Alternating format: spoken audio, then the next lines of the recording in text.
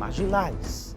Do 13, a equipe, a agremiação não tem nada a ver com isso, mas eles levantam a bandeira do 13 Futebol Clube, lamentavelmente. Eles que estão envolvidos no ataque ao ônibus de torcedores do Souza, que ocorreu no dia 4 de abril, nós mostramos, inclusive, aqui no programa, essas imagens que você está vendo novamente aí na sua tela. Esses camaradas foram presos em uma operação na manhã de hoje, ó. E eu tô com o Zenaide Ferreira, ao vivo com todos os detalhes. Zenaide, quantos presos até o momento e contando, minha amiga Rocha? Oi, Paulo Neto, volto já com essa informação direto aqui da Central de Polícia de Campina Grande. 6 presos no total, sendo 5 homens e uma mulher. Olha, Paulo, no início das investigações apontavam exatamente isso, que no caso eram torcedores de uma torcida organizada, na verdade, torcedores não, né? Era uma torcida organizada do 13 que havia feito uma emboscada para torcedores do Souza, mas na verdade era tudo combinado. Eu disse na nossa escalada aqui que é o famoso voo para a pista. Como é que acontece? Eles combinam de se encontrar em uma determinada estrada, no percurso aí dos torcedores, né? No caso que vão se direcionando, nesse sentido foi na BR-230, na entrada do município de Soledade. Eles se encontraram e terminou em um verdadeiro embate. Esse voo para a pista é permitido tudo, inclusive chegar aos finais. É o que vai explicar aqui para a gente o delegado Ivani Ferreira, que está também no comando da investigação, juntamente com a delegada seccional, a doutora Mayra Moura. Delegado, é uma novidade, né, nessa situação desse voo para a pista, ou seja, a gente pensando que era apenas uma torcida organizada, na verdade, tudo combinado entre eles. Boa tarde, seja bem-vindo. Muito boa tarde. Esse encontro das torcidas, esse voo para a pista, esse confronto combinado, é feito dentro de um grupo organizado, um grupo fechado de WhatsApp. Eles combinam um local onde irão se encontrar e onde irão se agredir mutuamente. Então, e o troféu dessa disputa é um boné, é uma camisa do time adversário, é a bandeira, que depois eles estendem no chão e a torcida passa pisando sobre essa bandeira. Então esse era o intuito inicial. A torcida do Souza estava preparada para esse confronto. E felizmente a Polícia Militar, em uma ação preventiva, fez a abordagem ao ônibus e apreendeu bastante material, apreendeu diversos bastões. Então a torcida do Souza estava desarmada, estava desguarnecida.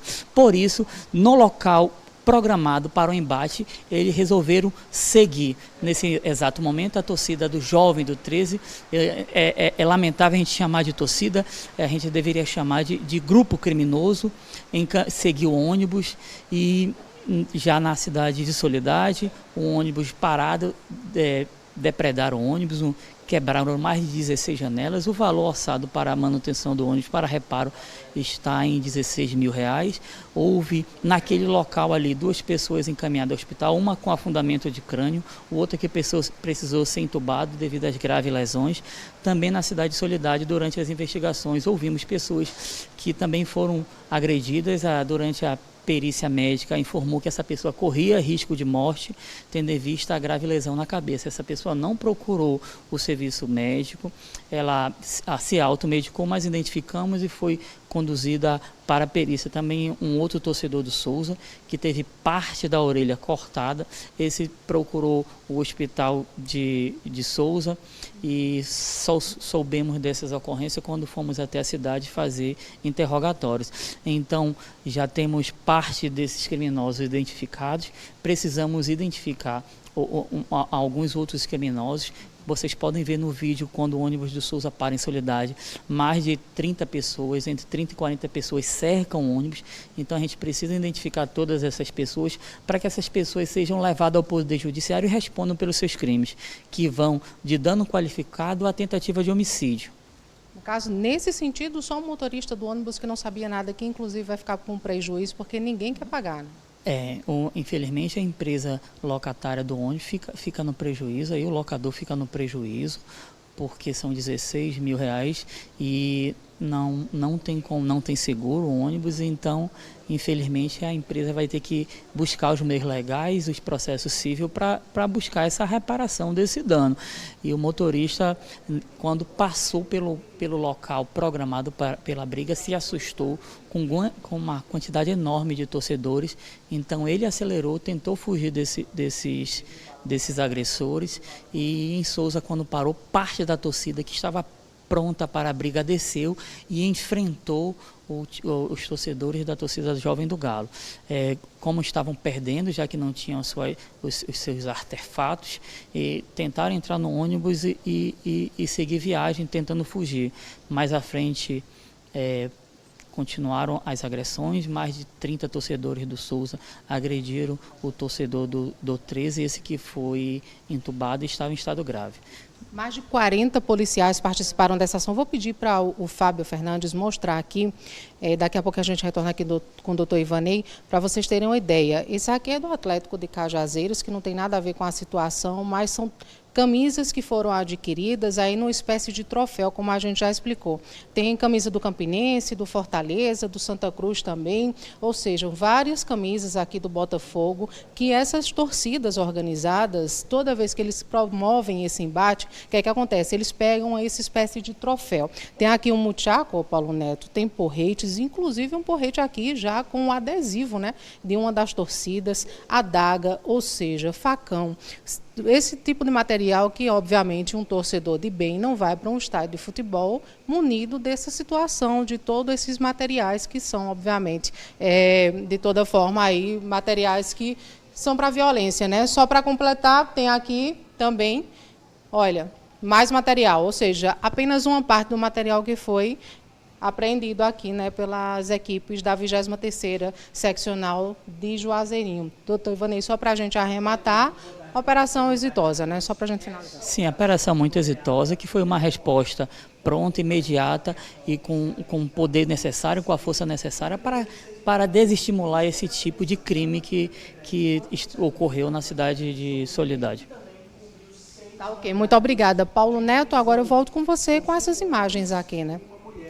Zenaide, um abraço, muito obrigado. Eu só lamento muito pelas pessoas que se feriram, mesmo sabendo que elas entraram no risco, porque pelo que diz as investigações, foi algo marcado em grupos de WhatsApp. Então do outro lado também tinham pessoas dispostas a fazer a mesma coisa, se não pior. Mas aí acabaram levando mal, foram pegas desprevenidas, né? Tentaram fugir, não conseguiram, e aí os outros marginais, que infelizmente, repito, levantam a bandeira de um clube que não tem nada a ver com essa situação, que é o 13, tá? Foram mais espertos e fizeram tudo isso. Lamento também pelo proprietário do ônibus. 16 mil reais até agora de prejuízos contabilizados. Quem é que vai pagar isso? Ninguém sabe, não é? Nós, inclusive, tentamos conversar com a mãe de 2 jovens que ficaram gravemente feridos nesse ataque. E ela disse, não tem como para a nossa produção. Não tem como porque os meus filhos e toda a família, todos nós ainda estamos em choque. Eles têm medo de sair de casa. Eles têm medo que esses outros vândalos voltem e terminem os civis. Marcas no corpo, na alma de jovens que poderiam ter ido a campo para torcer, para vibrar, para fazer a festa fora das 4 linhas, nas arquibancadas, o que engrandece o futebol no mundo inteiro. O que dá brilho a esse esporte são os torcedores. Mas, infelizmente, esse tipo de situação está virando comum, é corriqueira. Quem não lembra do ataque ao ônibus do Fortaleza, né, de jogadores do Fortaleza, praticados por marginais que se dizem torcedores do esporte, que eu também acredito que não são, e outros tantos casos que o Brasil mostra todos os dias pela tela da Record e você vê aqui na Correia. Lamentável, viu?